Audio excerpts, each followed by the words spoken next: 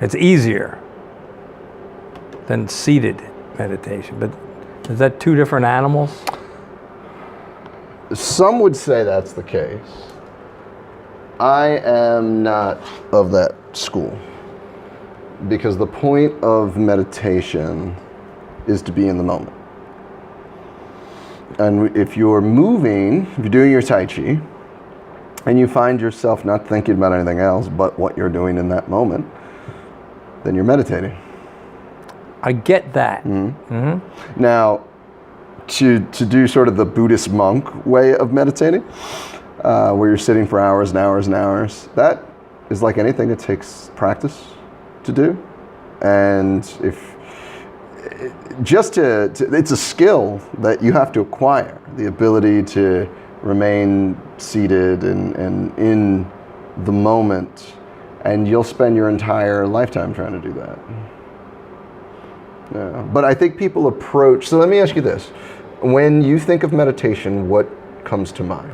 Transcendental meditation, which I first learned of meditation many years ago, was transcendental meditation. Mm-hmm. I was going to go through that course, but I never did. Right. And, life was happening and I just didn't devote the time. Is there a difference between transcendental meditation and mindful meditation, which we're doing? The methodology might be different, but the purpose is the same, I would say. With transcendental, with any kind of meditation, what separates one from another is the pageantry around it.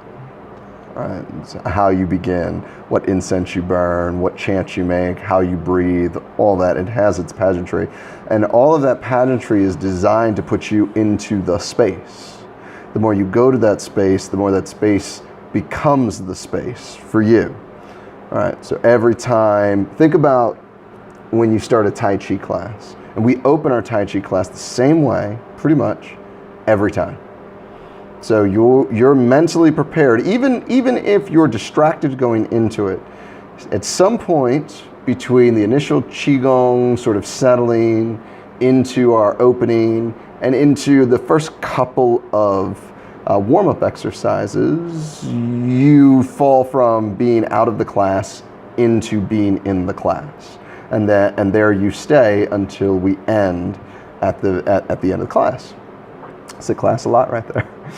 So when you have, let's say, Buddhist monastic meditation, and there are many types, but when you think of the guy in the robes and the room with all the monks meditating, and there's a guy stoking incense, there's a guy hitting a gong, all of that stuff is there to psychologically prep you to be in the moment, right? The incense reminds you of a time when you were at peace in that room. That room is where you were at peace, even if it was just for a little bit. The gong is for you to remember that a moment is a moment. It's not just tick, tick, tick, tick, tick, tick, tick, tick, tick, right? We think of moments as in seconds, and moments are moments that we share. A moment could be a second, could be a nanosecond, but a moment could also be a day. It could be a meal. It could be a lesson that you learn, a moment shared with a person. That day you went to a great adventure with your kid, whatever. There's these moments, but they're not just seconds around the clock. So the gong reminds you of that. And then you use the beads, you close your eyes, and you use the beads as your guide for each breath. And there's a certain number of beads on there, just like a rosary, right? Certain number of beads, and as you breathe in, breathe out, you move a bead, breathe in, breathe out, move a bead. And then when you come to the end of the beads, that's when your meditation is done. Meditation is done? Yep, that's when you done. Come to the end. That's just one version of meditation. That's like a monastery type. That's pretty common, actually. I mean, if you're a Buddhist or a Taoist, or you're into meditation and you're using that particular methodology, then you would in fact do that. And when you're beginning, you'd have a smaller length of beads, right? And you figured if you take 5 deep breaths, that's about 30 seconds. Right? 5 really deep breaths. If you've got a lot of lung capacity, you might get it up to 45 seconds to a minute to really take it in, let it go. Right? But let's say you're counting to either 3 or 5 for each inhale, each exhale. We'll say 5 for now, just to make a nice round number. 1, 2, 3, 4, 5. 1, 2, 3, 4, 5. Every 6th breath is a minute. And what you're doing at that point is in your mind, you're just counting off these numbers. And if you can focus on just counting off those numbers, that's you being in the moment. It's not that your mind is blank or that you're not thinking about anything. And I think a lot of people go wrong in meditation when they think, I've got to clear my mind, and I can't. Well, no, you can't clear your mind. There's trillions of neurons firing at all times. Just to be asleep, to take a breath. Your body, your brain is going insane, or firing off all this energy. So when you go into meditation, whatever you're thinking about, be there in that moment thinking about it. If you can't get away from thinking about what's going on with the bills, okay, think about the bill. Just the bill. Is there a time limit of meditation that you should meditate for a certain amount of time? You should do what's comfortable and what you enjoy. People go into meditation, they go into Tai Chi, they go into yoga, they want to find their center, they want to do this, they want to do that, and the whole nine. There's only one reason to do it, because you enjoy it. That's it. If you're not enjoying it, you're not going to do it. If you're enjoying the process, when we say something like the 108, it seems daunting, but at some point you're probably going to want to take a shake at it, right? Because you enjoy your Tai Chi. When we said we were going to go from 8 to 27 or 24, you didn't bat an eye. You're like, okay. Because you just enjoy it. So for you, it's not an end process. It's a step in the process. You yourself are the process. Not the meditation, not the Tai Chi. But what's the end result of the meditation? Being in the moment, giving yourself a break. Whenever you're able to do that, it's as if, when we enter the Hall of Harmony, I've said this several times, in other formats, you enter your Hall of Harmony, and basically the outside world kind of stops. There's some filter and push there. And that's why we do the movements before we walk in, to start prepping your mind, prepping your body to be in that space. You're creating the space around you. Once the space is created, then you walk in, Hall of Harmony. Okay.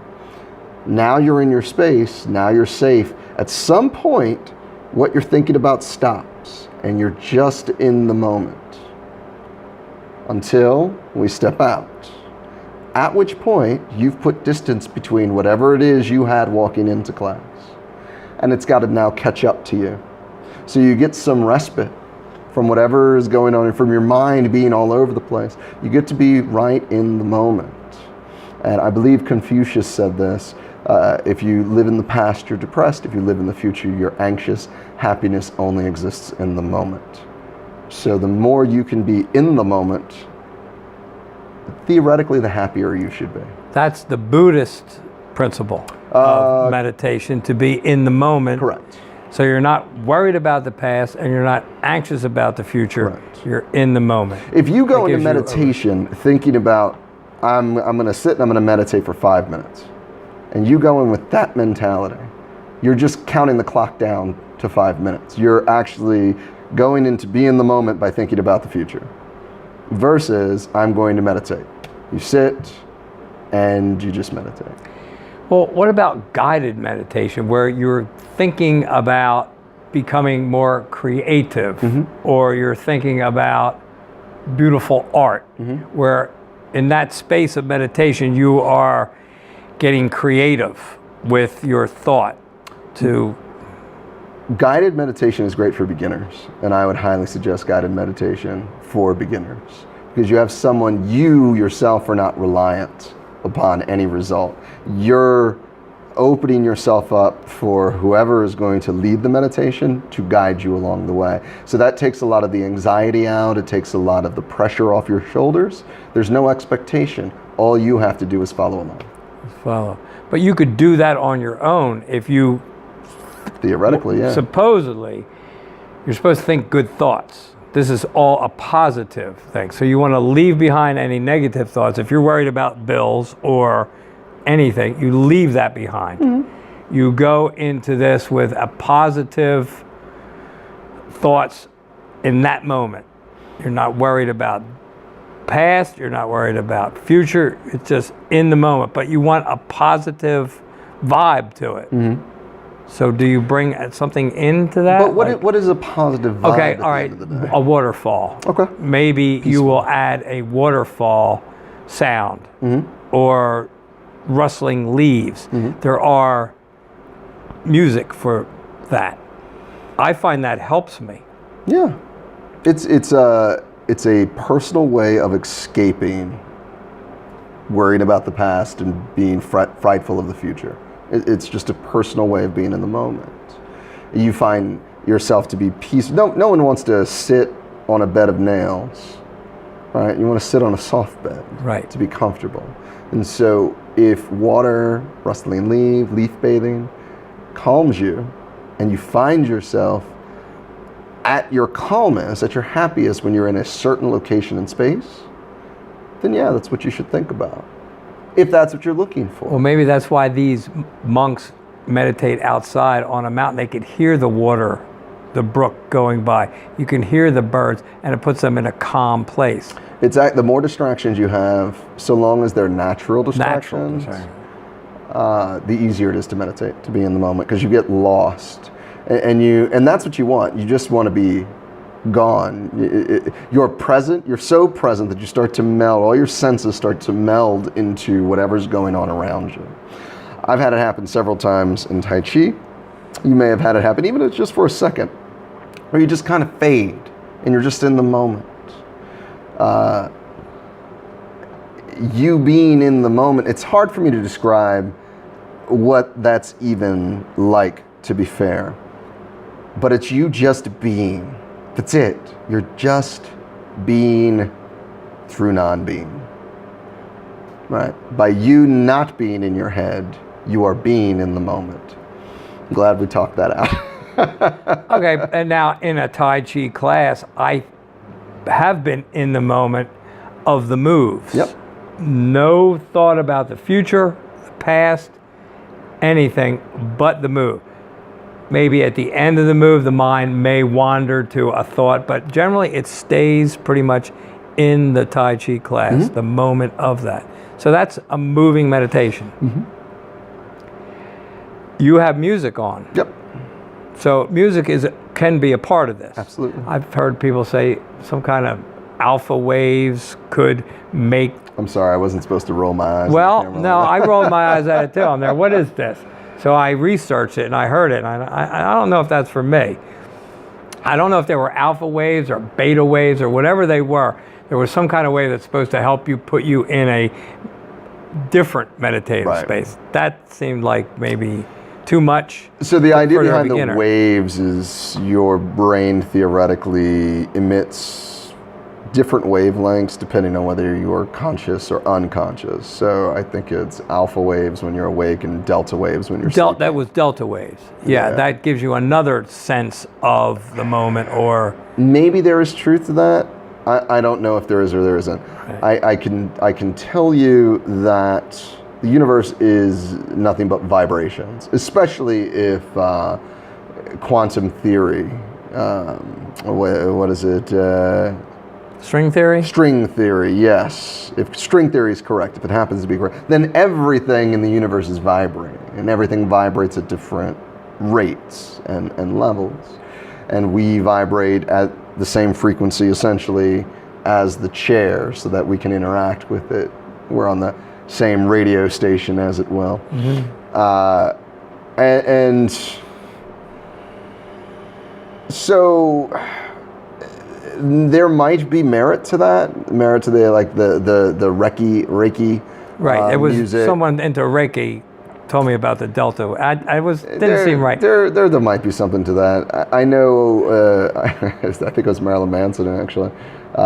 In his early music, he used to put inaudible sounds at certain frequencies to elicit emotional reactions. An inaudible sound. That would give you an emotion, even though you can't hear it? That's the theory. Like that a the dog vibration, whistle? That the vibration of it was enough to put you in whatever position. I think it's creative, but whether or not it worked, I don't know.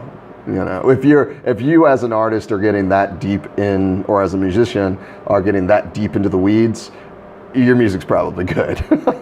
Food for thought. Yeah. But I think for now, I should stick with the natural sound of the babbling brook with maybe a bird. There are people that swear on essential oils, on Reiki, on Tai Chi, on yoga, on you name it. There's a million things that have been around for thousands of years that people try. Some things work for certain people, some things work for other people. There is no universal, this works. Not everybody's ready for Tai Chi. Not everybody would be into Tai Chi. Certainly not everybody would be into yoga. Certainly not everybody would be into essential oils or all that. For instance, you knowing me, I'm very scientifically minded. I don't throw over to sort of the nonsense of the art, what I view as nonsense. There's stuff that works. I understand the Dantian to be our gravitational center of mass, and therefore we have to be mindful of it in order for our moves to work, right?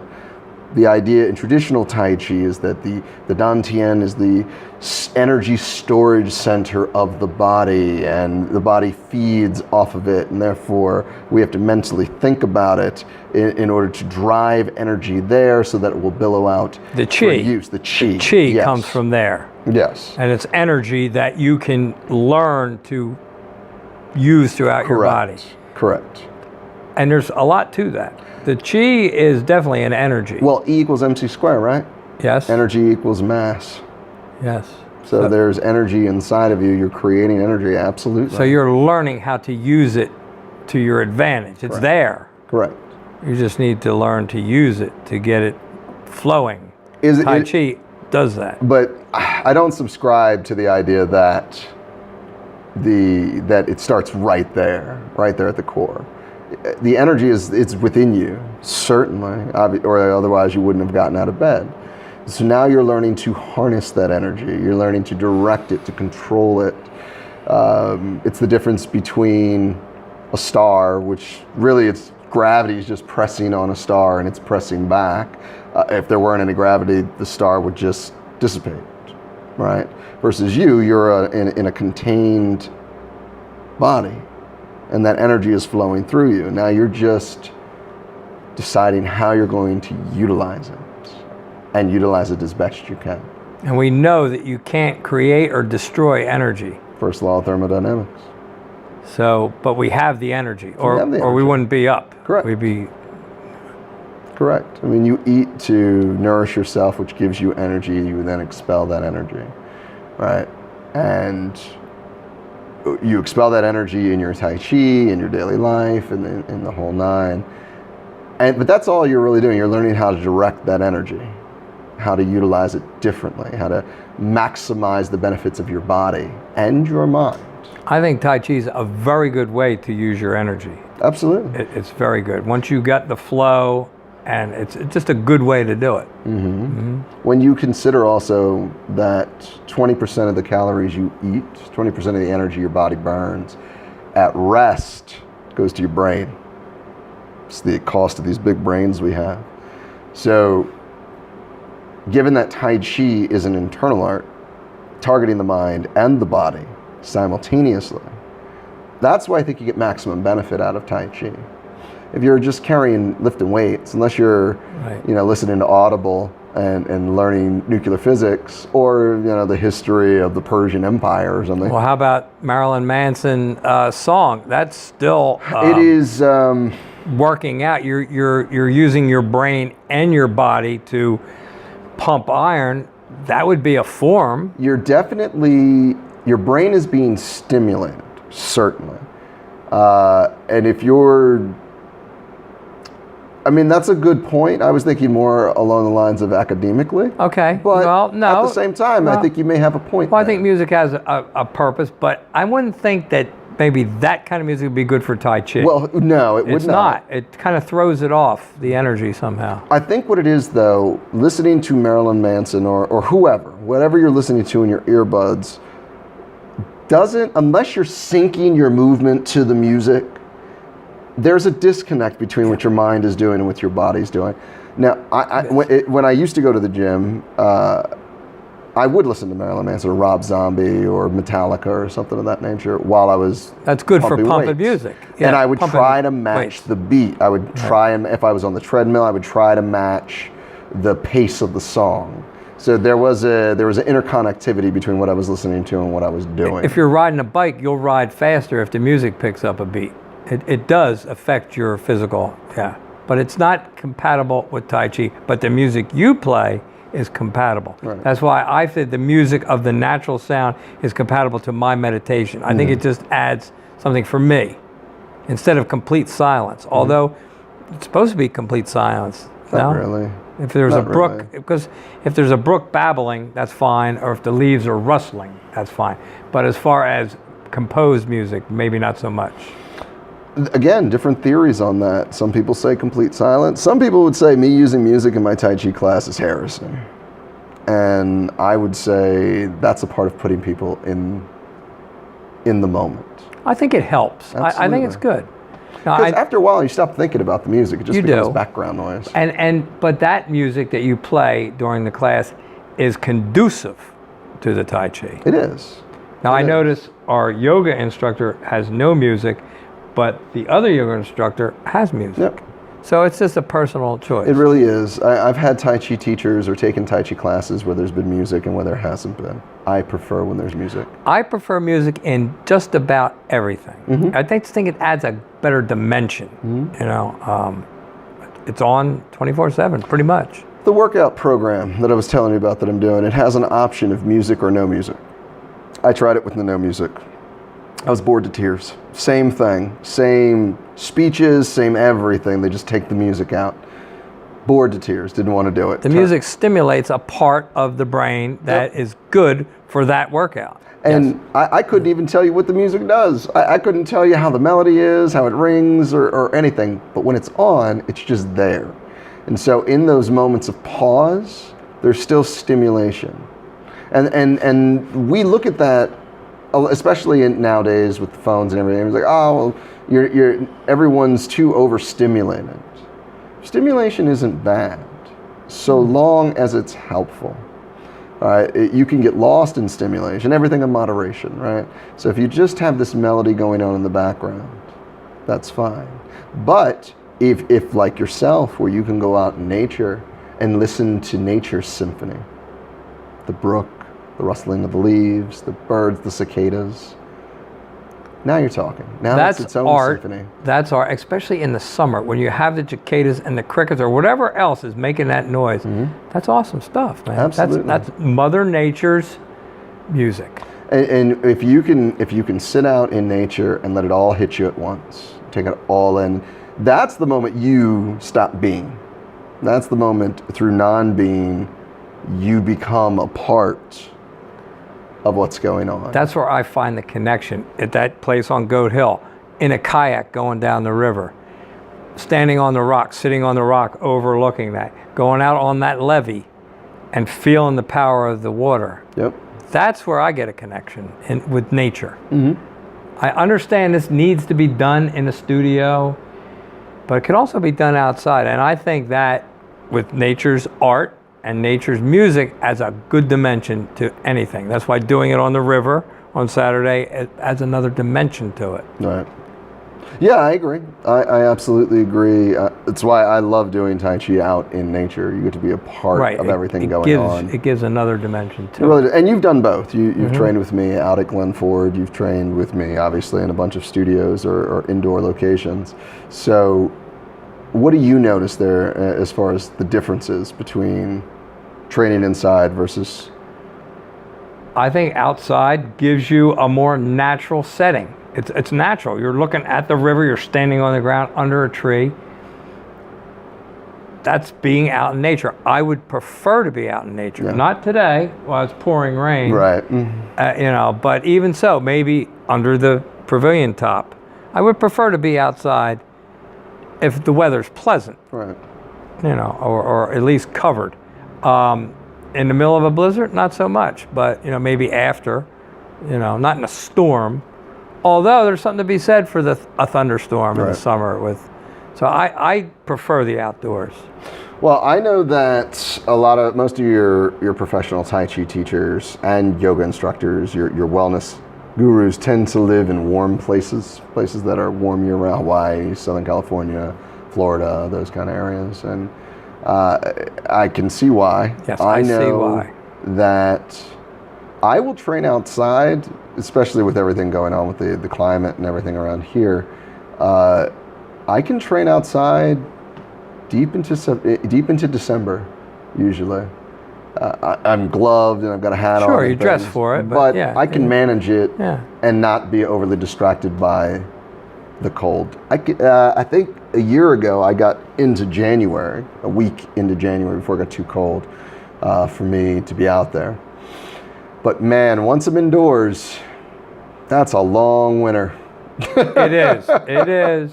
That's a long, long winter. It is. And I start to get itchy come March, where I need to get outside. I want to be outside. And it's, it's hard. That's why we want to be outside while it's nice, I think, because we know the winter, it's not going to be it's not always going to be with pleasant. Us. And we're getting to the right time of year, my favorite time of the year, because as we're going to see, especially in Saturday classes, at Glen Ford, the leaves are going to start to change. And what I like about fall is the change happens before the fall. So you get to be a part of it and you get to be surrounded on it and a part of the evolution. Whereas in spring, you basically go from it's barren to it's in bloom within 2 weeks, right? So between Saturday classes, it's, oh my God, it's spring all of a sudden. Versus fall, you'll go through the change of everything for months. That's why hiking is different every season. Yep. In the summer right now, it's this. In the fall, it's going to be different. Things are going to be on the ground. Yep. The leaves are changing. In the winter, all the leaves are down. You can see a lot differently. It's just different. I don't know. I prefer the summer and spring and fall, but it's different in winter. And it's okay, Yeah, the cold is a harsh, unforgiving master. I mean, there's no getting around. But you learned how to deal with it by the Army. Taught you how at Fort Drum. You know what? Taught you how to bivouac in the winter. There's a lot of things I learned in the Army I don't want to use ever again. Well, it's good to know, though. And, listen, just because it's cold and there's 3 feet of snow on the ground doesn't mean it stops and you sit inside and wait for it to end. You got to be out there. You got to be prepared. Sometimes. You got to be prepared, man. Sometimes you got to go out and make forts. Absolutely. Right? Sometimes you just got to go out and make snow forts. And throw some snowballs. That's right. That's right. I love when it snows and my daughter has a day off from school. I don't shovel driveways and we make forts. Get some buckets, pile up the snow, snowball fights, roll down the hills. That's what we do. It's fun. And what's fun in the snow is going down the hill on a sled. That's good stuff. We can, and I know it sucks to shovel snow the next day because it's heavier, it's frozen, the whole nine. But you know what? I'd rather do that. I'd rather struggle clearing out the driveway. Or you know what? If I can't get the car out of the driveway, I can't leave. You can make a fort, though. You can trudge out there and make forts and have fun with it. Have fun with it. You think about and I used to be this guy. I was, when I was at Camden County College, we had a snowstorm. I was driving a Jeep Liberty at the time. Rear-wheel drive. Four-wheel drive if you engaged it, but it was rear-wheel drive. And I jump on 295 over in Jersey. Sure enough, I spin out the moment I get on the highway. Throw it in four-wheel drive, take off 35 miles an hour from Maple Shade to Blackwood. Okay. I'm one of, let's say, 30 people on campus. There's 3 people in each one of my classes. I just tried to kill myself for what? I put myself in all that danger for what? To prove that I was a soldier, to prove that I could do it. To what degree? But you had a Jeep. I did have a Jeep. So you could do but it. It was extremely stressful to go that distance in that weather. It is stressful. Right, super stressful. You've got to be in on everything. Yeah. You're monitoring the vehicle to feel if it's slipping or not. Oh, you watch the other people and you're watching the other vehicles that are not monitoring the conditions and going slipping. You certainly hope they are, right? Yeah, but you're really throwing it up there. Stressful. Or I could go make forts. We could go put layers on like I did when I was 10. We can go out, make snow forts, and have a good time and enjoy the snow. Because there was a time when you enjoyed the snow. And now we look at snow as if it's this obstacle, it's this enemy. We as humanity are always trying to impose our will on nature. Well, if you have to drive in it, it is a bad thing. But if you don't have to drive in it, it can be fun. But you can make it fun. Ask yourself why you have to drive. Are you a doctor? Are you a police officer?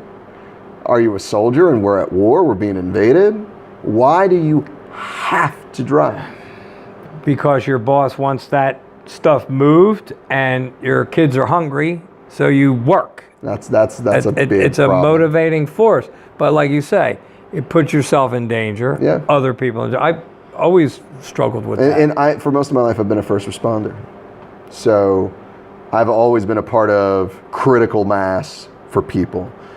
When I was working at the Children's Hospital for their security team, when we were having those really bad snowstorms back in 2008, 2009, where we were getting 22 inches week in and week out, they brought all of the guys in security that had experience in either Afghanistan or Iraq, had us drive to people's homes to bring them into the hospital because they were critical personnel. Well, that tells you everything you need to know right there. All right, that is a very dangerous, highly suspect situation that you only want the best people on the road to do. So as we were going, we had to get special permission from PA state troopers and the city of Philadelphia and all that to be on the road during that. Right, because people weren't supposed to be on the road, but Granted, you we had marked critical vehicles job. And all that kind of, and I had a critical job, and these were critical personnel, so it was fine. But all that had to go into getting these people from their homes to the hospital. If you're working at Mickey D's, and I get the idea that, and I'm going to sound a little cold here for a second, but I get the idea, I've been there, we've all been there, that I have to get to work or I don't eat. But the real question at that moment is it that you have to get to this job? Let's think about what you're saying. You have to get to this job that doesn't care about you enough or value your services enough that they give you enough money to feed yourself should you take a day off. Should inclement weather drop and everything is shut down, but you now have to go to work to do what? If you're not essential personnel, critical personnel, you're just working a retail job, you're working in an office, you're doing... Well, it's a state of emergency. State of emergency. They're not gonna force you to go. One would hope. Right. But I've heard some horror stories. Right. I've seen some. I've been a part of a few horror stories, where what are we really accomplishing here? Right. And breaking things down to really their base level, like we talk about all the time in Tai Chi. What is it? Not what it looks like. What is it? And I have to feed my family, so I need to go to work and put myself in danger. Is what it looks like. What it is that you're in a situation where you work for someone who doesn't value you enough as a human being to pay you in such a way that you can survive, even though you're putting out as much work as any other person, you know, and that's terrible. Well, in the field I worked, they would allow you to use a personal day or a vacation day to get paid for it if you had them. So it was understood. It was up to the individual if he wanted to go out in those conditions. But it was part of, like, you know, you're part of the team. You want to pull your weight. I guess that's a military thing. It is. I always felt that, you know, I need to be there to pull my weight. Unless it was a state of emergency. Well, for years I did it. The last few years I'm there, no, I don't really care. And in your situation, you'd been doing it for a very long time. You were very proficient at what you did. You're one of the safest people on the road. So at I any thought. given time. So I thought. Right? Yeah. Or, So I'm sure you are. Just walking. Yeah. I don't know if you've driven on a weekend anytime recently, but geez, there are some bad drivers out there. I saw probably 5 near hits and an accident over the weekend. And every time I got on the road, what is going on? Right. Has everybody forgotten how to drive? It seems that way. It's So getting bad. bad. The common courtesy is pretty much gone. I think a lot of it has to do with the phones. It does. It does. People are messing around with their phones, man, while they're driving, and you know that's dangerous. You know, absolutely you know is. it is. And not just be you know it. You've been told it, and you really can tell. You're not paying attention to your driving. I think you're better off being drunk driving than you are fooling with your phone driving. Yeah, or it's a closed because thing. when the funny thing is when you're drunk and you drive, you know you're at risk at that point. Mm-hmm. So it becomes a matter of just focusing in on yourself. Well, I'm not saying that that's a good thing. No, you shouldn't but, do right, that, not right. by any means. But yeah, I know what you're saying. But you know you're in danger. Oh my You're God. inherently aware of what's going on at that point. Versus when you're checking your phone, you're just Well, it depends how drunk you are, too. moving on here. If you're only 3 beer drunk, but if you're 6 beer drunk, Yeah. No, none of that. Can we help you? I was just on the phone with Brianna and we just hung up. I'm here to drop these off for Brianna or Rachel or Laura. Okay. Okay. Sure. Okay. Can I just if, leave yeah, Yeah, if you you put just them leave right there them on the right, desk. Just All the way leave them up, right yeah. up there on the ledge Okay. there. Thank you. Yeah. Yeah. Brianna? Brianna? Yeah, that was a whole thing, was the snow. That's one reason I didn't like my job. I liked it fine unless it was snowing. Right. And then to take all that dangerous chemicals out in the snow was not. Thank you. All right. Take care. And you know what? I had everything under control. It was the other guy. You see the people that are still trying to do 80, and then the other person that's only doing 30, and now you're between those. It made for a very hazardous condition. Oh, I can imagine. And that's why nobody should be on the road. I agree. And- You should just say, that's it, wait till tomorrow. Tomorrow, you Yes. know? And We're that's always worried really the about thing. time. Well, time's got to be there if I go, how about tomorrow? We talk about what it is versus what it looks like. I have to go and I have to make money. Money is a symbol. It is not real. That danger is very much real. You in pursuit of a symbol could cost you your life. And you can always get other money, but That's you it. can't always get another life. I agree it. with you on that. You know, you should not be out there. I have been out on a limb a few times in my life, and I've always managed to come back. There's always a way. You know, there's grifts in the system, as it were. If you're determined enough and you haven't given up, you'll find a way. Something will break for you. And you just really have to survive until it finally breaks. Use your survival skills. You do. that you got. I know. Especially if people that you care about and you want to.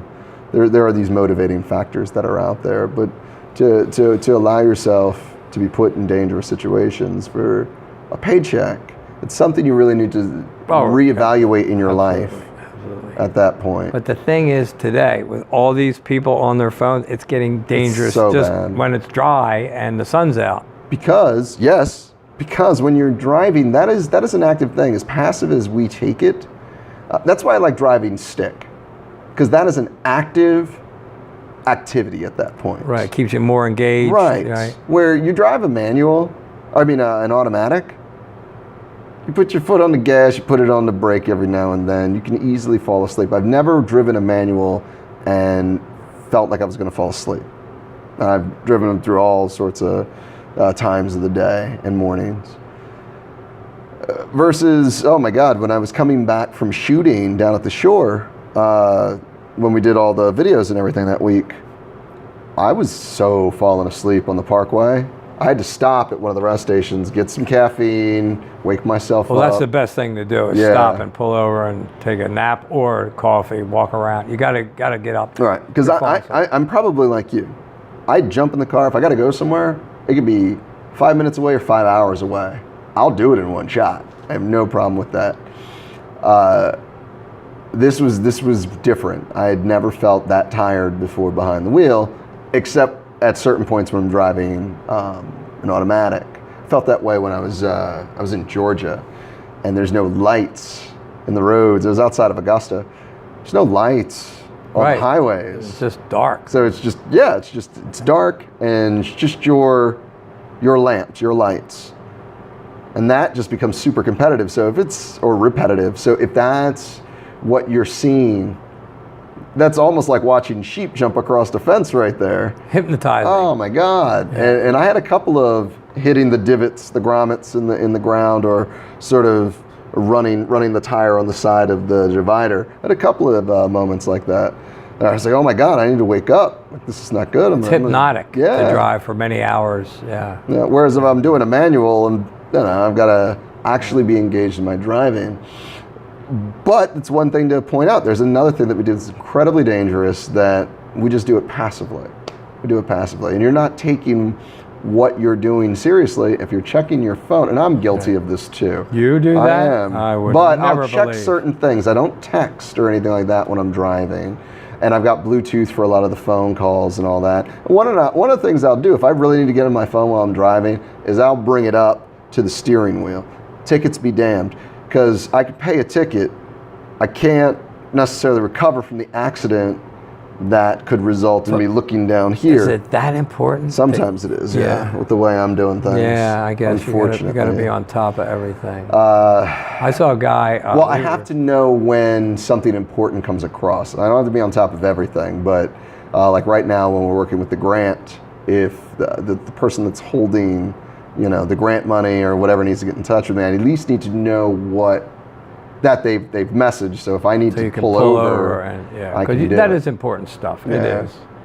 I took a hike the other day on a pretty intense hike, and the guy with us was looking at his phone while he's hiking, and sure enough, he stubbed his toe on a rock. How can you hike on this trail looking at your phone in the wood? You know what I mean? It was just so out of the question.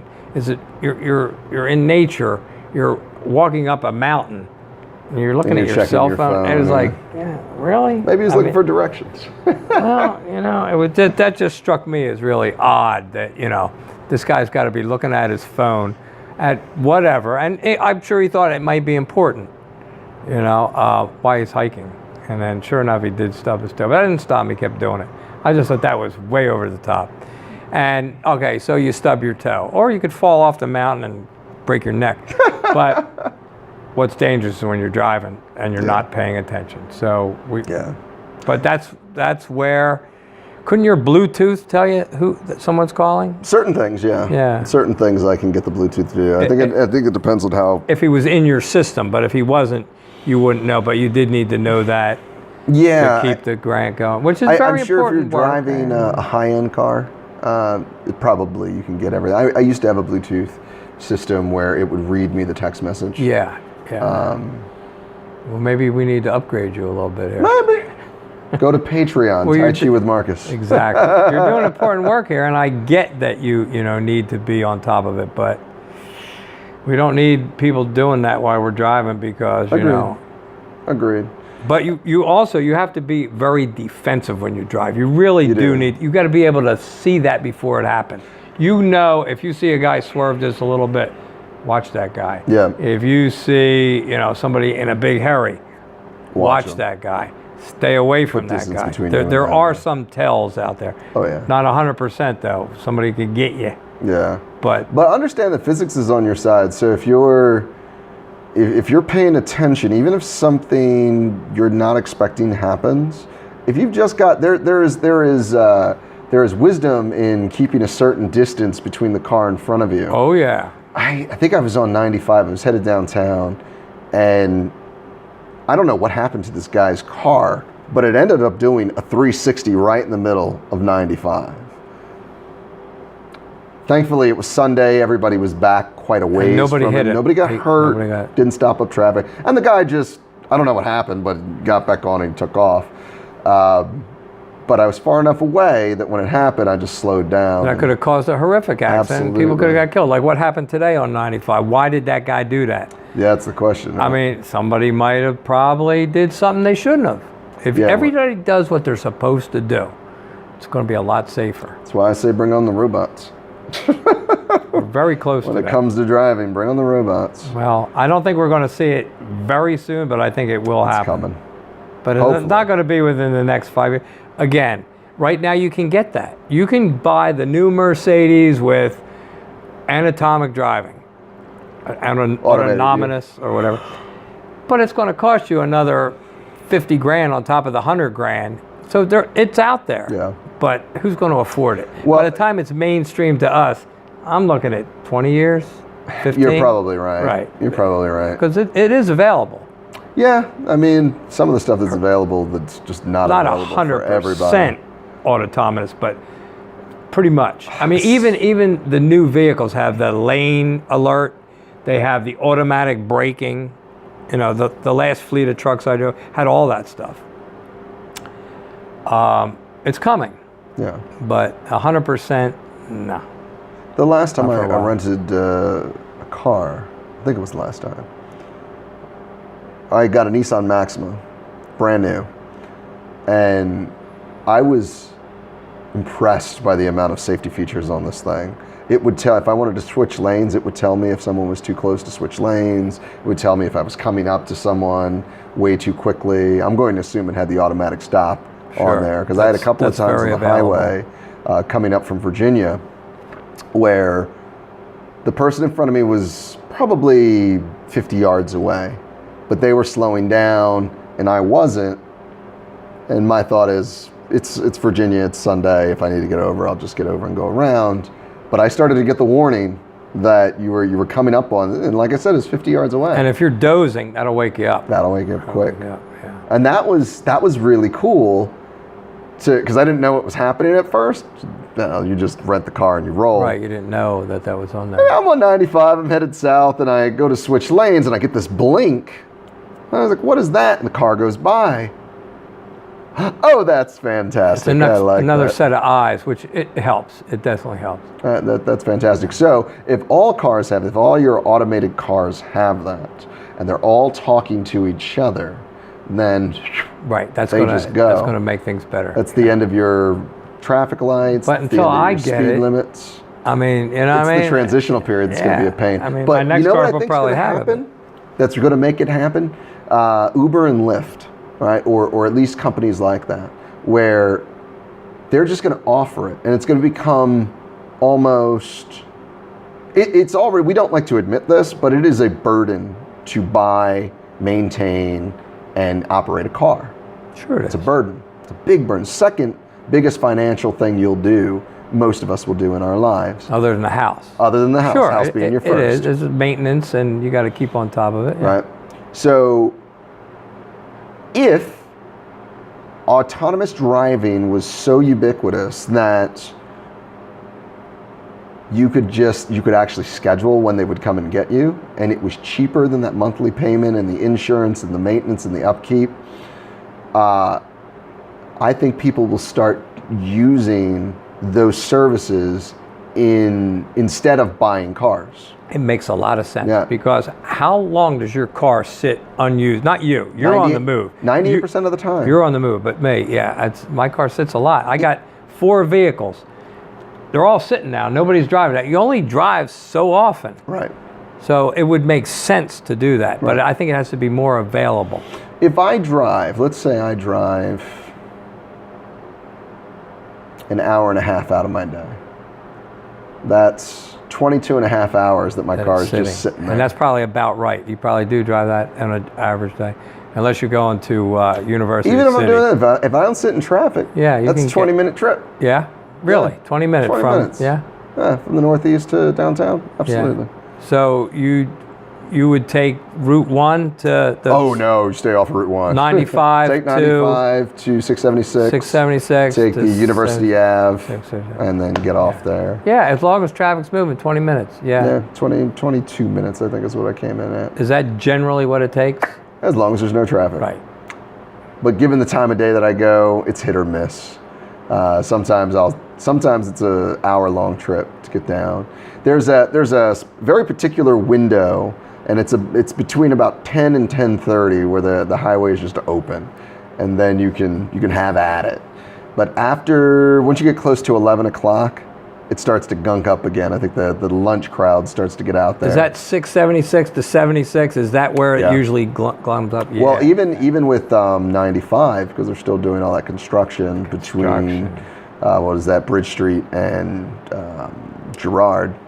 I think 95 be all new, all that construction. It's Listen, when they were doing the work between Cottman and Academy, and they finally opened that back up, oh my God, it was like the heavens opened and angels came down, and oh man, because that used to be terrible. Yeah, at rush hour. You'd go from 5 lanes to 3. What? You'd just be stuck in traffic from pretty much South Philly till you got past almost to Cottman. So you were deep in the Northeast by the time traffic would finally give up. Well, what we used to do would be take 295, and that pretty much flowed much better at those rush hours instead of 95. Even though it was a bridge toll, but the company paid for it, or exactly. There was no toll. A lot easier. If I have to go down to Virginia, 295 usually. 295? Oh yeah, it's easier than trying to get through Philly. I used to get stuck on 295. Oh my God. Well, they have rush hours too, but it just seemed to be a lot easier. I'm sure there is. I'm sure it is. The volume, even though it's heavy for that road, isn't quite what Philly is dishing out. But I'm not talking about rush hour. I'm talking about a little after rush hour. Philly rush hour can go till noon. Oh God, yeah. Absolutely. Especially with the PennDOT pothole crew on there. Absolutely. The right accident or the right work truck, and it only takes slowing one car down enough that everything starts to back up, and forget it. That's it. That's it. You hit your. You ever been in a traffic jam where you're just in traffic forever, and then all of a sudden it's wide open, but nothing changes? You don't see anything. You don't see pretty much every day for the last 40 years. I had that happen. I was coming down from Princeton, still down 95, and I was stuck in traffic from probably Woodhaven all the way till about Cottman. And suddenly I broke out, and I look in my rearview mirror, and there's this wall of cars that looks like they're all stuck. But those front few cars, the road is wide open for them. And I put a lot of distance between me and the pack very quickly.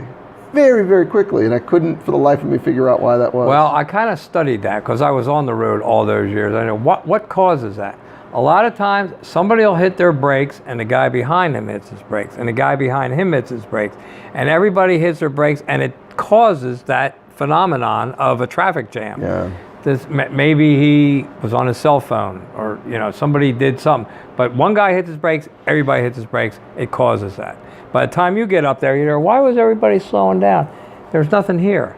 That's one answer. Yeah, I agree with that. Yeah. I absolutely agree with that. But that's where following at a safe distance really comes into play. Very important, following at a safe, very important. If you're at a safe distance, and I do this often, what I like about drivers, or what I think is hilarious about them in a very ironic way, is when they go gas brake, gas brake, gas brake.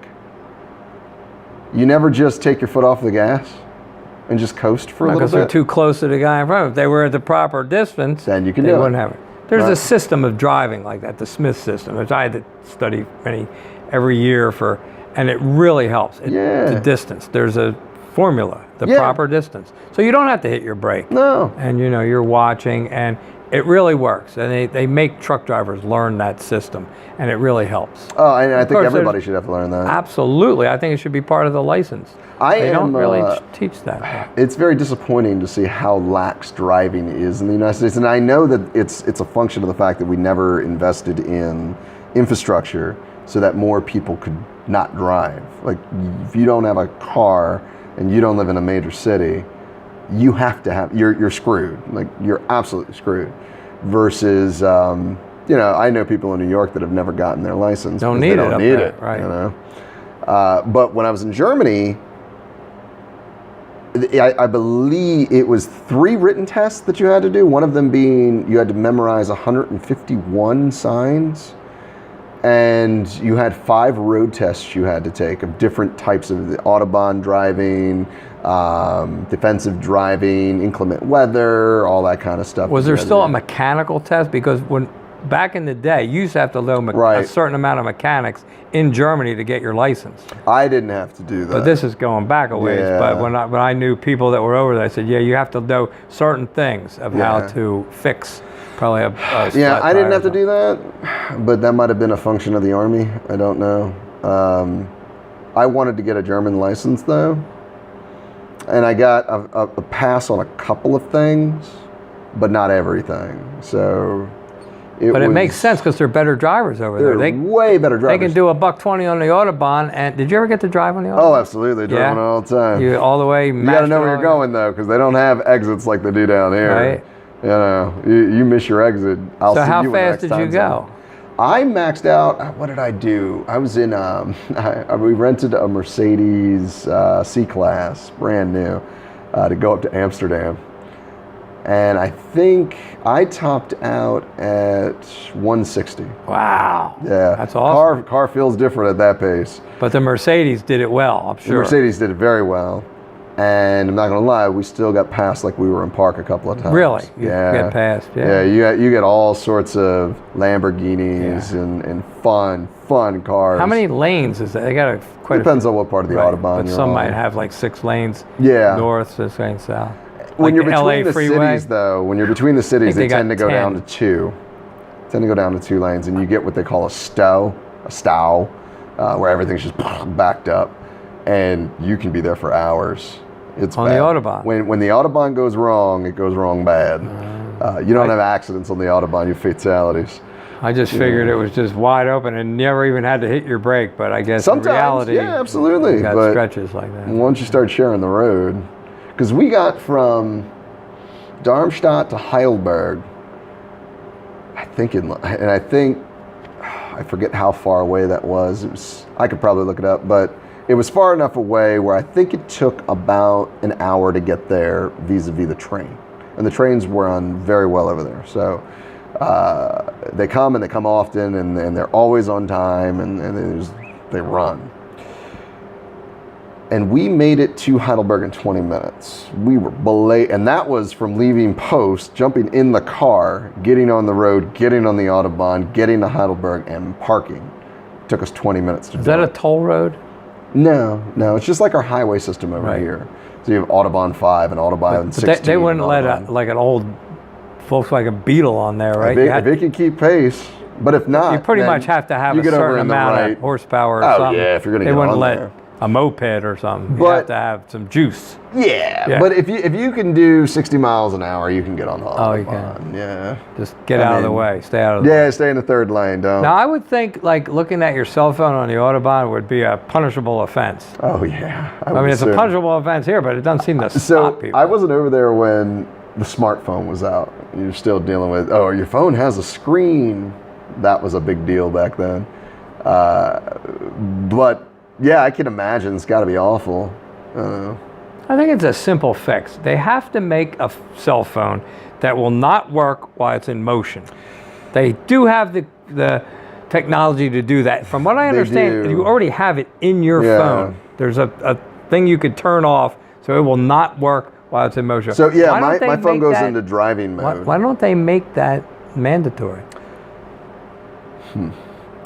So why in America or why in general? Why, yeah, I mean, it would save lives. It would save people a lot of grief. Are we?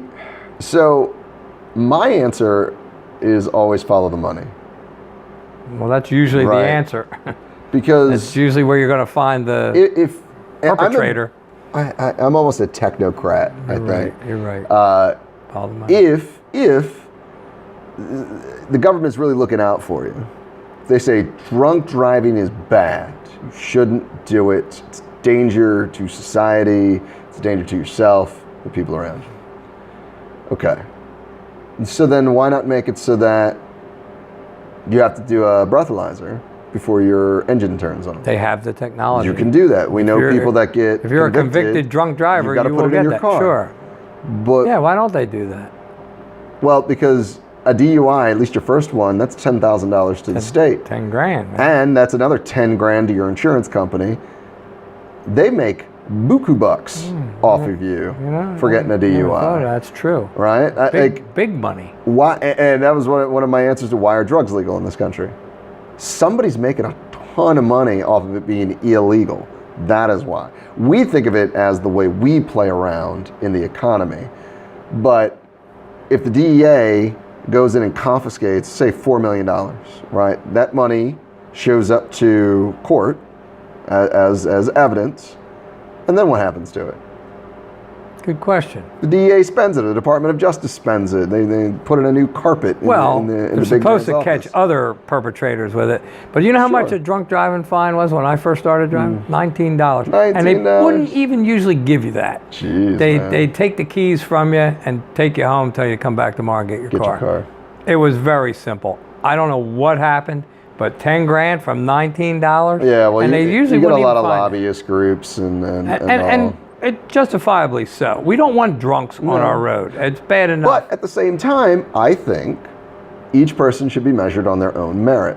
So if you drink and you're going to go for a license, you should be tested for at what point in your BAC are you no longer capable of driving? You personally. Well, that would vary from day to day, wouldn't it? It would vary from person to person, and you could do it scientifically. Well, over some time. days I could drink a case of beer and drive just fine, but some days 2 beers might put me over the line. So the problem is with that is, like you said, the variability of the whole thing, and how much extra money and resources we have to put into test every single person out there. And they want those drunk driving fines. Exactly right. And the insurance company too. No, you're right. I think you're right. Just follow the money and you'll see. And yeah.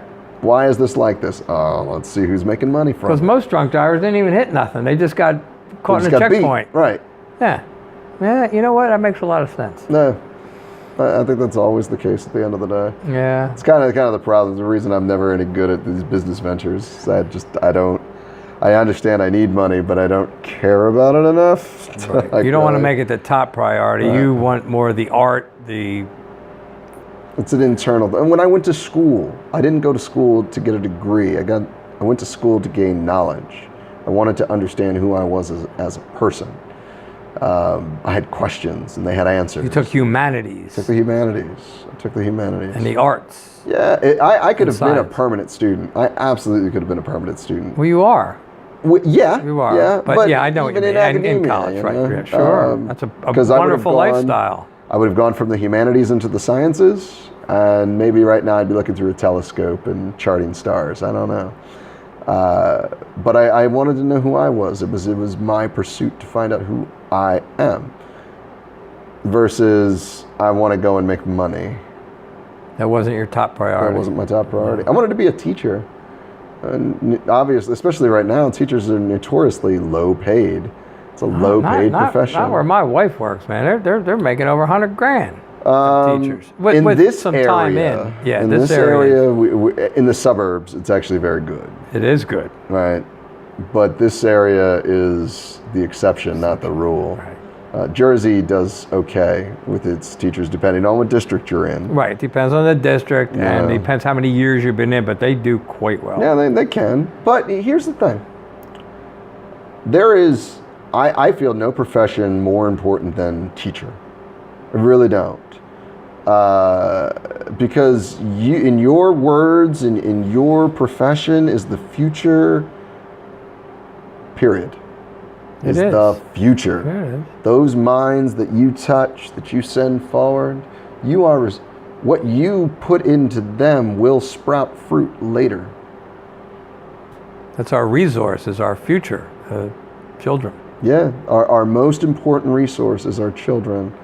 We say this is the platitude, but we don't act like it. Oh, I think a lot of people do.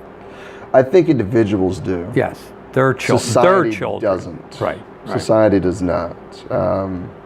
In fact, I would go so far to say as having children certainly in the United States and other less reputable countries Not to say that, well, we are pretty unreputable right now, but having a child is a social crime that you are convicted in the public sphere for doing. Because you think about everything you have to give up to have a child. Professional trajectory, time, stress on your relationship, stress on your finances, daycare, clothing, food, all these doctor visits, all these sorts of things that become central to everything. And there's no safety net for any of it here. And that's if you're in a middle class, stable marriage that will go on into perpetuity. If you get divorced or you have a child as a teenager, you've essentially said your life is over. And why? Because you did exactly what human beings are supposed to do, biological entities is what we're supposed to do. You're being punished because you did what you're supposed to do. If you go about it the wrong way. But if you are a little older and you're married in a stable relationship, it is a very important thing to have children. It's still a burden. It is a burden. Still a burden. Financially, it is. If statistically, if your wife, let's say you get married and your wife, and you are a professional, she gets pregnant, you're say 30. So she's right in the middle of her career. Statistically speaking, she will never get back to where she was when she takes that time off. Because it took her out of the Right. workforce, and she now... In fact, she's more likely to do better. A woman is more likely to do better if she has a child as a teenager overall, because by the time she hits 25, it's between 25 and 45, or 25 and 35, I believe it was. If you have a child in that range, right where you're really getting into things, and you're no longer the new guy, but you're not quite senior yet, when you have a child in those ranges, women have a very hard time getting back to where they were and reclaiming that trajectory. That is a tax for having a child. That is a punishment for having a child. And the guy, you can either be a deadbeat and an absentee father and have your career, or you got to slow things down. Absolutely have to slow It's a things liability. down. It's Why is doing the one thing, the second biggest thing you do as a biological entity, why is that a liability? That's what we do as a species. So that's what every biological entity does. We're not talking about rape or murder. This We're is what we talking about do. It's society that causes the problem. It's not procreating. Did we create society to serve us, or are we serving society? There it is. That's a good question. And we would suggest that we are now at the point of serving society, not ourselves. Society no longer serves us. But still, it's worth it to have that child and to raise that child to be a successful adult. I mean, it's worth whatever it costs. But I'm sure it costs a lot more today than it did. Certainly it does. 30 years ago when I did it, it's a lot more today. You're right. It wasn't that big of a deal then. It was a big deal, but not today. I mean, it's outrageous. But I find that argument, I love my daughter beyond a shadow. There's nothing I wouldn't do for her, no hoop I wouldn't jump through to a degree. All right, we're going to be smart about the things that we do, and if she goes too far off the rails, you bring her back in. I'm not going to join you out there on the ledge.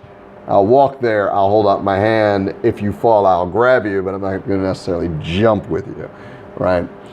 That probably sounds awful, this thing. But I'm being realistic Be real, here, yeah, right? be I'm being real. realistic. Let's be real. There's very little that I wouldn't do for her. Right. I don't even know what that little is that I wouldn't do, okay?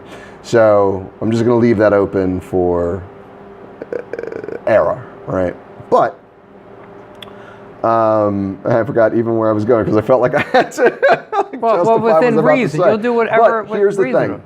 If she was never born, I would have never forged that bond, and I wouldn't feel that way.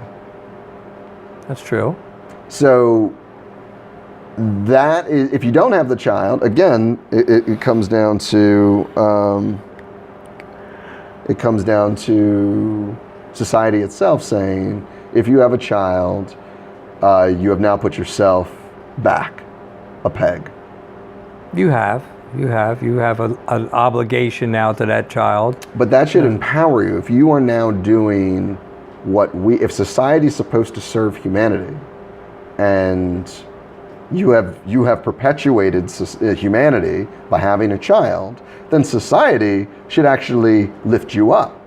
It shouldn't drop you into the mud, because without more people, society falls apart. So society is now fighting against itself in many ways, all because, I don't know, you don't want to spend. We've come too far. You don't want to spend, I guess, a penny, of your tax money. You spend a penny, I spend a penny, we all spend a penny. We've got 300 million pennies now. 300 million pennies buys a lot of stuff, That's 300 million. That's $3 million. That buys a lot of things. You can do a lot of stuff. $3 million, all because we took a penny from everybody. But you can't raise my taxes. You can't do this. It's my penny. It's a penny, guy. Calm down. I think it's a lot more costly to raise a child today than it ever was. Certainly it is. It's more costly to Inflation. do anything. Inflation is really rampant. They're not telling us it is, but I see it. Yeah. Everything Let's go to the grocery costs much store. more. Yeah. Go to the grocery store for 6 months and you'll see inflation. Buy a new iPhone. Yeah, that's exactly right. And I remember, so working for myself, I do a lot of the grocery shopping. So I saw when the price on orange juice stayed the same, but the packaging shrunk. So I'm getting less orange juice. You're getting slick for the like same that. price. Yes, they are. Right, and then eventually they're going to raise the price on that smaller one. Wow, that's inflation. That's the stuff that doesn't That's inflation. click, Yeah. right? And that's not what when they're talking about inflation is at 3%. That's not the inflation they're talking about. It really isn't. Where it's hitting you in the pocket, they're not talking about gas necessarily or interest rate. The interest rate might go into it. The cost of a home might. I don't even think that goes into it, because the cost of a home has. So the rate of inflation is how long do you have to work to buy a loaf of bread, right? And if you work for an hour and a loaf of bread is $1 and you get paid $1 an hour, then you have to work an hour to buy a loaf of bread. If you have to work an hour to make $10 and a loaf of bread is $10, you still have to work an hour to buy that loaf of bread. People like to see their paychecks go up. I think this was just a way for rich people to pull the wool over all of our eyes. Your number is going up, but your spending power is going down. Okay. Now, if suddenly that loaf of bread costs $2, but you're still making $1 an hour, you now have to work 2 hours to buy the same loaf of bread. That is inflation at work. And that is not how it's reported in the mainstream. But that's the same thing. The economy is doing good because the stock market is up and the GDP is up. That doesn't mean the economy is doing well. It means rich people are making money. It means the investment class is making money. But Joe on the street, I read this, came across this one quote the other day. It said, when the stock market goes up, I don't get anything. But when it goes down, I lose my job. Well, true. Right? That's so true. There it is. There's only a small percentage that are benefiting from this stock market. Absolutely. And any benefits that because I've had a couple of stocks and we've talked about it a few times. I am not making money hand over fist. It's nice to see the number go up, but if I cashed out today, I'd pay the mortgage for a couple of months and that's about it. That's it. It's very risky. Yeah, maybe you ought to get that money out of there and spend it before it goes away. Yeah, walking out the door is risky. So you're doing well in the market. I'm doing okay. Doing okay. I've made quite a bit of gains, but here's the thing: the market is a fickle thing. 2 months ago, I would have said everything's down, and then 2 weeks ago, everything skyrocketed. But you have to sell in order to gain. I mean, if it's on paper in the market, it's really not in your pocket. It's just on paper. It's all what you can liquefy. So are you selling it and putting that money aside? It depends on the investment. Right. So but you have to sell it in order to gain, right? Yeah. I mean, it could go up and up and up. If you don't sell it and it goes down, you didn't make nothing. Yeah, it's only in the sale that you gain or lose. Buy low, sell high. Right. Well, that's what you got to do. Right. So I had a stock that went fairly high, not as high as I wanted it to go. So I didn't do anything. And going on day to day, that stock, I can be way up or way down on that stock. I know I've seen where it's performed before. I wanted to get somewhere in that range, and then I'll sell. Yeah, like You'd be a tycoon. that's how you do it. That's how you do You it. can be a You'd tycoon if you have real money. You can buy real volume. Well, you got to start somewhere. Yeah, it's yeah. like, you know. But at some you're on your point, way. once the portfolio reaches a certain amount, I'm gonna have to cash out and start over again. Reinvest. Right, with new ideas and But- more volume this time around. But take profit. Yes. Yeah. Well, no, for a while you just invest. And that money you have in the market, you just keep investing it and you keep growing it. Right. Right, and because once it's out, it's not doing you any So good. you're young. By the time you're 29, you could be at. By the time I'm 29, yeah. Well, that's how it's done, right? By the time I'm 39. Well, whatever. Yes, 39. Yeah. Yeah. No, it'd be nice. I made an investment recently that could potentially pay some big dividends, and that would be pretty cool. You're brave, man. You're brave to jump out in there. Why not? That's absolutely right. Listen, when you got nothing to lose. No, why not? I think that's a smart move. Use the system. The system's there. Yeah. But you got to be in it. Yeah. Yeah. Listen, life is a game. Even when you're playing for keeps, you're still playing, right? And if that's because, and I get it. For the longest time, switching over to Tai Chi, part of me becoming a Tai Chi instructor was I was just done with all of this out here. I was just done with it, and I needed to do something else. I'm not playing this game anymore. But unfortunately, whether you want to play the game or not, you're participating. You still got to play the game. Right? You're still in the game. You can't completely get away from it unless you move to Alaska and become a... right, you're living off the land. Right. And that's a different thing. No one necessarily wants to do that. I mean, I would have done that in my 20s for a while. Right. I would have made an attempt. Matter of fact, I was going to, but I never did. But I wouldn't want to do it now. That's harsh, man. That's harsh. Yeah, it's rough. But that would have been cool to have done that just For to see if we could do funsies. it. Yeah. Nah. I did it for about a week on the beach. Nothing wrong with that. When you're a bum on the beach, you're still living on the beach. Yeah.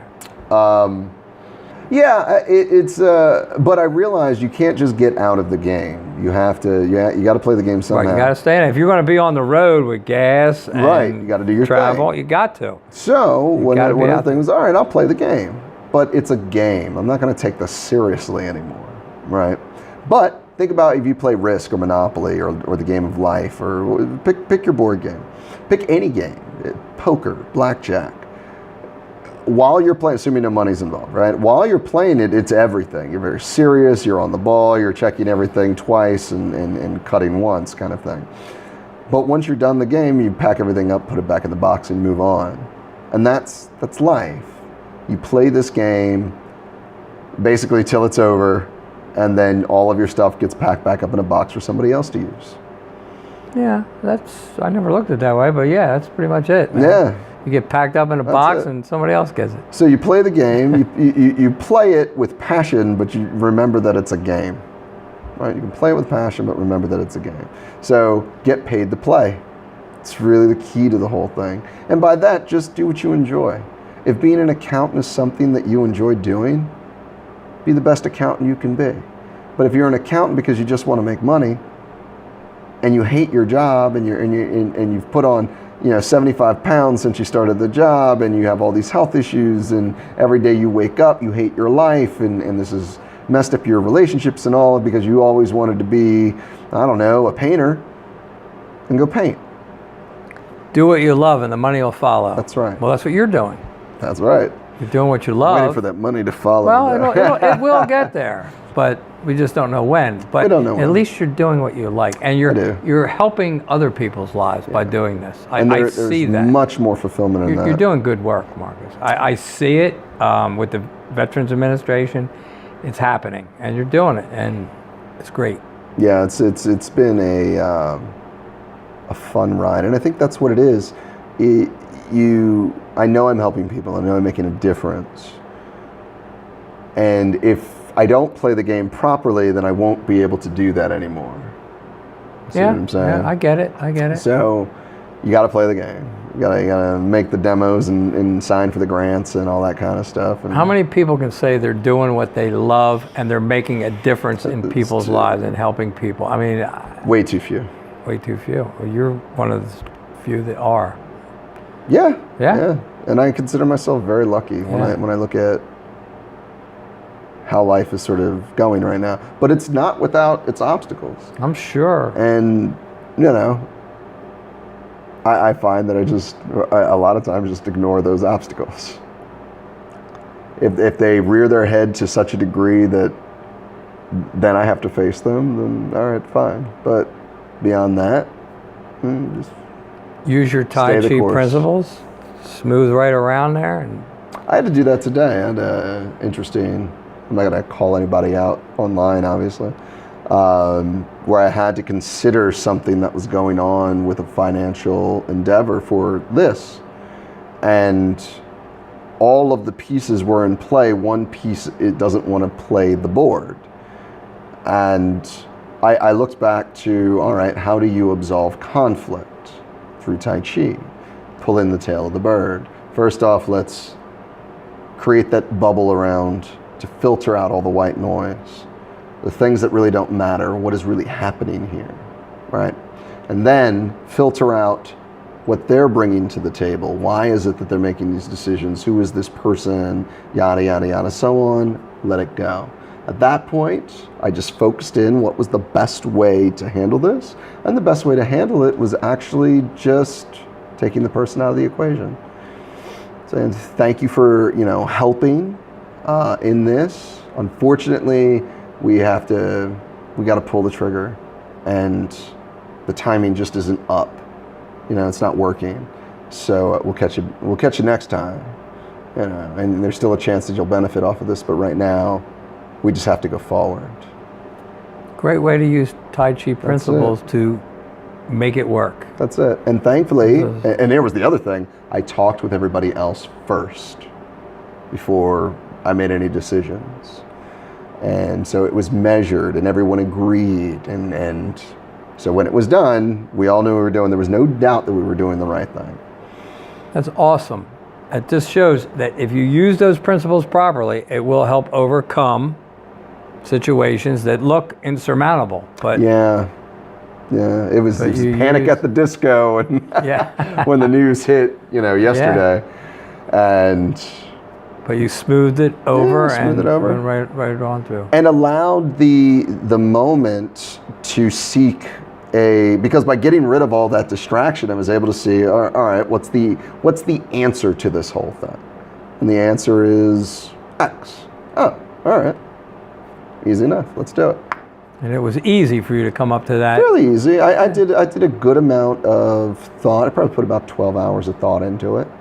So it wasn't easy peasy. Wasn't easy peasy, but it was. You made it happen. I made it. Yeah. But here's the funny part. I had to do those 12 hours of thinking about it to put everything into perspective.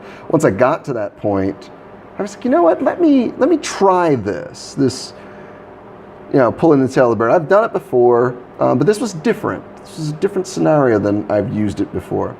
But the funny thing, it came up to the same conclusion, which was kind of funny. You really have to have a good understanding of Tai Chi principles to make that work like that. Yeah, just practice. But you have that ability. You see that it works. Yeah. Yeah. Yeah, and that's why reading the Tao and practicing your Tai Chi and looking at the Tai Chi classics and being like water, that when you apply that to life, it makes life work better. Right. Because you're working better. You're using the right principle. Yeah, I have applied that to situations, and it does make things go better. Right. And it's funny because this was one of those situations where the entire crew moved like water. Opportunity arose. We all moved with it, save for one. We could keep paddling to try and draw this one entity in, or we just keep going down the river and leave that entity behind and let that entity deal with the river, not the rest of us. He broke from the group. Correct. He deserved to get left. You got to Right. stay with the group. Yeah. And sometimes our own hang-ups, but I look at it as it's a growing opportunity, it's a learning opportunity for everybody involved. There wasn't any big loss on anybody's part, so it made the decision very easy. Because you're not taking food off of somebody's plate or anything of that nature. It was just sort of a fun project that we could work on. Fell through. Well, didn't fall through, but it fell through for that person. Okay. Not really a big deal. Maybe for them, I don't know. Going. But hopefully next time they'll realize, not that next time will be with us, but the next time the opportunity arises, they'll be willing to move with the river. And that'll be good. So something good always comes out of everything. You just have to be open to it. Good life lessons It to be is. learned. You learn. You're still learning. Everything's different, and you learn. Cool. Well, I think we've got quite the body of work today. We had a good flow, a good chi Had flow a very there. good chi flow, and it kind of came and rested right on its laurels. Right there. where it should be. Yeah. No, good conversation. Yeah. I enjoy doing these. I really do. I do too. I do. So that's good. So we'll keep them going. Learning as we go. Today was a good day to be on a different side of the classroom.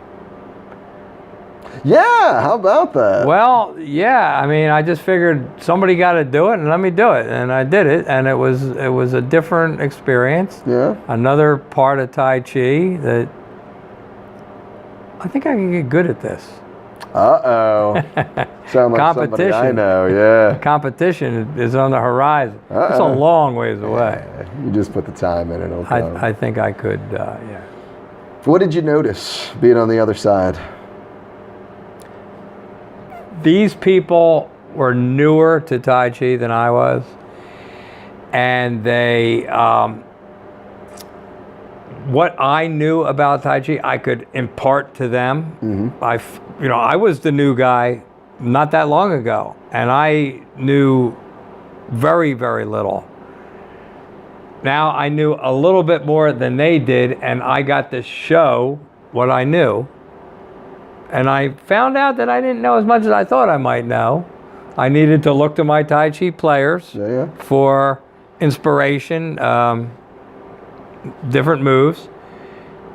Just like I learned from you, look to your players. If you get lost, I did. It helped. Mm-hmm. It felt good that I could at least bring something to these people. I figured I had the most experience in the group, and that somebody needed to get this thing moving, and I did. And it worked out good. Absolutely. Yeah. Absolutely, yeah. No, I'm proud of you, man. That I was wondering what I was, like I said, I was wondering what I was going to walk in on, and you did exactly what. Well, I figured right off the bat, all right, you're running late. In a few minutes you'll show up, but I wanted to jump up there and start that a little before I did. I thought, well, I did, but we had some guy talking, and I didn't want to interrupt. But as soon as he left, and actually I did have to interrupt him. I said, well, we're going to start now. And just make use of the time. We're here for Tai Chi. I knew a little bit of Tai Chi that maybe I could get this thing moving, and I did. So I think it was a confidence booster to me. Yeah. Good. Yeah. Good. Yeah, it's like standing at the edge of the cliff. Yeah. But you realize there's an entire mountain behind you. And I know I was with players. It wasn't a life or death situation here. If I went a little wrong, it could be easily fixed, and it was. And I think I got to impart what I knew to someone else, it was good. Yeah. It's the most satisfying part of being the teacher. Yeah, a little more satisfaction that I could do that. Now, if I wasn't the most experienced in the room, I probably would have, stepped back and let the most experienced guy Right. do it. But since I was, I figured. That's the way it should be. In every Yeah, class, you have the absolutely. person who's sort of the senior student. And I never thought I would be the senior student, but today I was. Happened quickly. It did. Happens quickly. Yeah. And usually in a lot of classes, what will happen is the teacher will have the senior student lead the class while the teacher walks the class and works with people individually. So I'm glad you did that. I'm not quite ready for. Don't worry about it. But in Yeah. time. Oh yeah. But in I'm time, glad you yeah. did it. Glad you got a taste of it. Yeah. Glad you got a taste of it. Well, usually I'm facing this way with the rest of the class. This time I was facing this way, so it was a different perspective. yeah, I get to there's- see what you see. Yeah, it's a different view, isn't it? Yeah, absolutely. What you must see must be awesome. Yeah, it's pretty awesome. It's pretty You see awesome. improvement. You Oh, see some my players God, get, yeah. Oh. that must be awesome. That is a fantastic Yeah. view and feeling. Yeah. When I probably get a stupid grin on my face when I'm seeing that Is go that on. why that stupid grin's on your face? I might wondered be. what that Might would be. No, I could see where that would be pretty awesome. Because you are your students are a reflection of you. No matter how good I am only as good as you guys. No matter how good I am. Well, Now I'm a reflection of my teacher, so me being good means he was a good teacher. It has nothing to do with me. You guys being good is my reflection as a teacher, as a player. And Yeah. to see that come along is just phenomenal. I love watching that. yeah. It's kind of some satisfaction, gratification of your effort that now this person is really into it and enjoying playing, Yeah. being part of. Yeah, it's being part of a community of people that want to learn something great. Yeah. I agree. Yep. I agree. Now- Should've started with that. I don't want to even think for 1 second that I'm a teacher. I just stepped up to help No. the time go on. But I see what you have done to become a teacher. You've done a lot to be a teacher. Everybody starts at the back of the room, right? Everybody So starts at one the day back of the you were room. back there. Absolutely. I was the guy way at the back of Yeah. the room, just trying to figure out what was going on. Right. And then as time progressed, I got further and further up the ranks until the day came that I was suddenly standing right in front of the teacher. And oh my God, when he left, I had to go up, which by that point I was pretty much prepared to do. But it was still a different feeling. You step up and you turn, and it's a whole different view Yeah. of what's going on. The room looks different. Everything is It's different. a new angle, like turning the jewel. Mm-hmm. Now it's another turn in the thing. How many people did you have to stand in front of? Oh, that first time there was probably 20 people. Whoa, see, Yeah. but you were ready for it, Yeah. Yeah. I had probably a year and a half, right? 2 years worth of training by that point. It would still be a while before I taught a class, start to finish. But you were very motivated to become I was. proficient. You was. You were very motivated. You put a lot of time in. I did. You have to. This Yeah. isn't just something that you can pick up in a. Even when I was still working in industry, I was putting in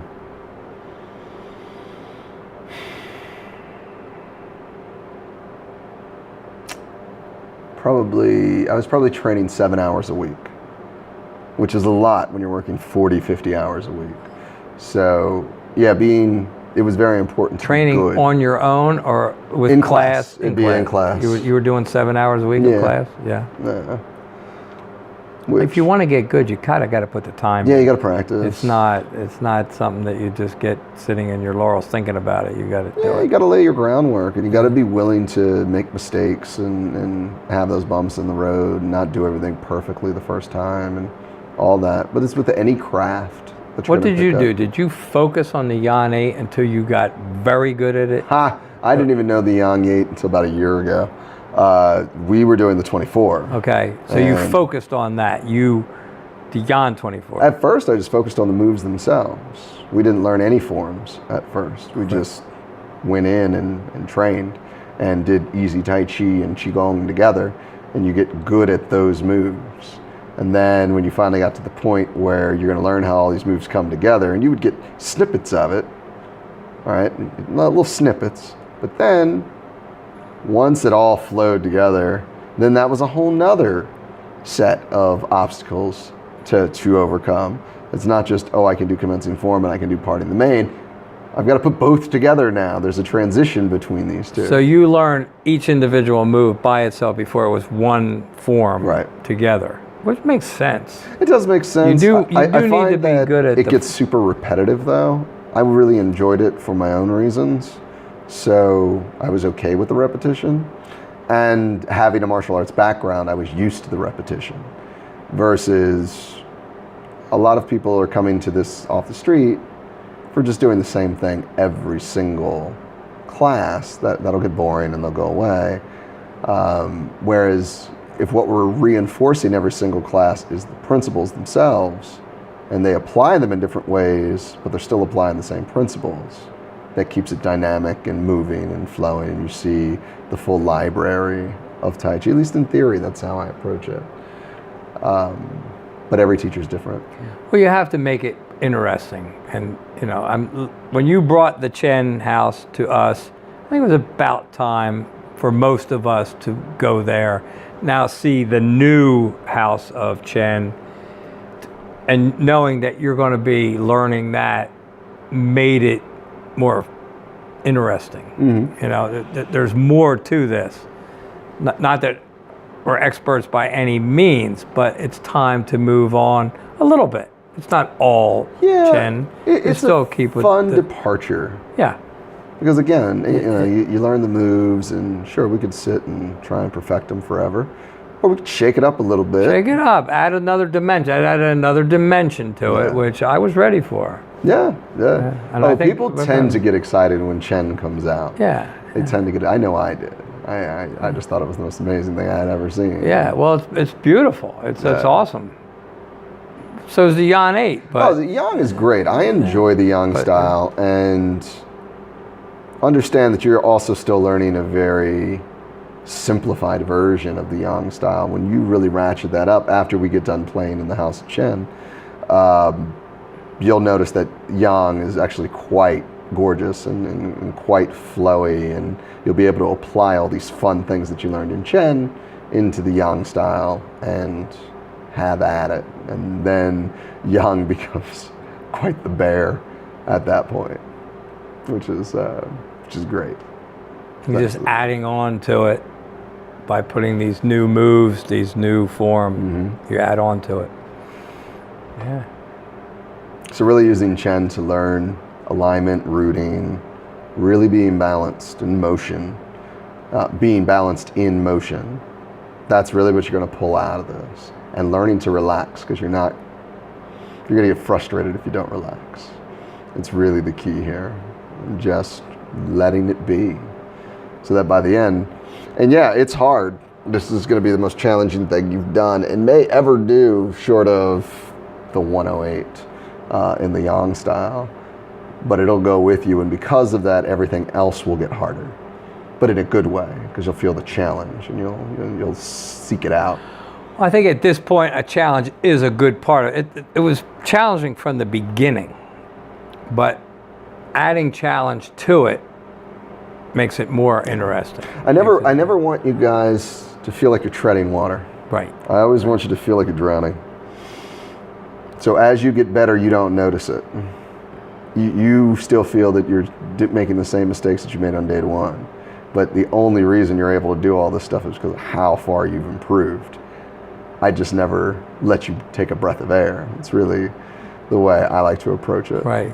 You have a style of teaching like that. Which, Right. And then one day you wake up and you're like, oh my God, I can lead a class. Now, take on a whole curriculum, that's one thing. But you now know you can get up and at least coordinate a class. Well, I followed your lead. I did some warm-up syncing of the Qi. I did some Qigong. And then I started the Yan 8 form. I said, we're going to do the first move until we get that right. Right. And go to the Kind of next. followed your lead. And then we went to the next move. Yeah. So it wasn't that difficult. Right. I learned from being in your class, this is the way it's done, and I did it. Once I started to do the whole Yan 8, I might have missed a move or a little bit, but I looked to Dave, Yep. and he helped.